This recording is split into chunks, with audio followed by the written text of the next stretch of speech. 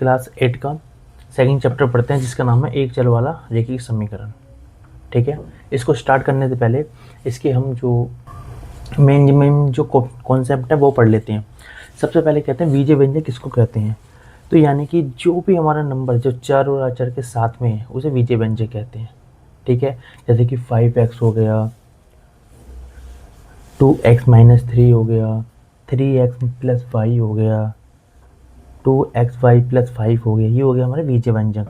ठीक है, अपन समीकरण किसे बोलते हैं, तो समीकरण बोलते हैं आसान भाषा में जैसे कि एक तरफ यानी कि एक लेफ्ट हैंड साइड बराबर होती है राइट हैंड साइड के, जिस तरह हम तराजू को तोलते हैं उस तरीके से।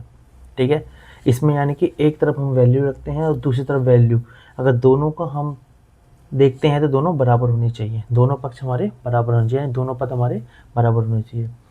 ऐसे हमारी 2x - 3 = 9, ये सारे क्या है, ये समीकरण हैं। ठीक है, अब इस समीकरण से पहले जानने के बाद हम ये जानते हैं। ठीक है, अब चर किसे कहते हैं, चर का मतलब होता है A to Z जितने भी अल्फ़ाबेट हैं X Y Z A B C D E, इनका हम मैथ में जो उपयोग करते हैं वो चर के रूप में करते हैं। इसके बाद आता है हमारा आचर। आचर में क्या आती है, आचर में वो सारी परिमेय संख्या आ जाती है जिसकी 1 2 3 4 3/4 4/3 माइनस की प्लस की सारी अचर में आ जाती हैं। ठीक है, अब पढ़ते हैं रेखीय समीकरण।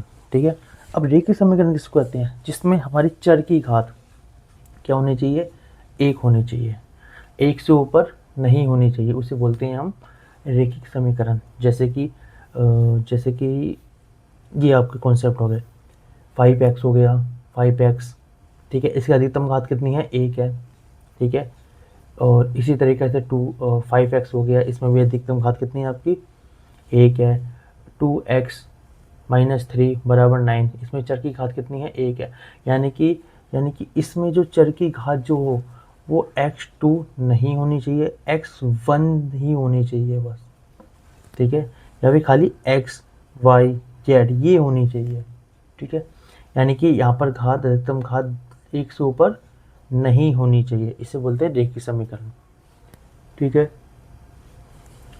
अब रेखीय समीकरण में क्या है, अब हमारा ये है जैसे कि हमने समीकरण लिया, इसमें हमें क्या क्या चीज़ देखने को मिलती है।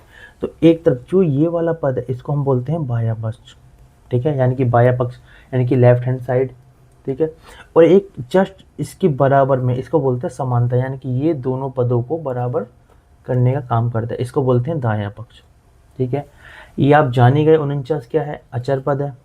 ठीक है, और x क्या है, चर है, और 2x क्या हो गया, बाया पक्ष। ठीक है, अब इसके बाद हम 2.1 स्टार्ट करते हैं।